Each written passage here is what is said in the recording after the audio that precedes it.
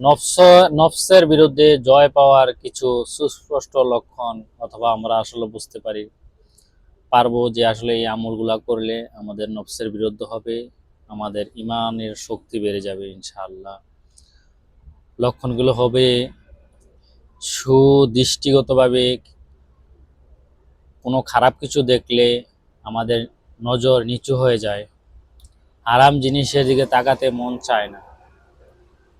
দ্বিতীয়, নামাজ আর বোঝা মনে হবে না, বরং শান্তির উৎসব হয়ে যাবে।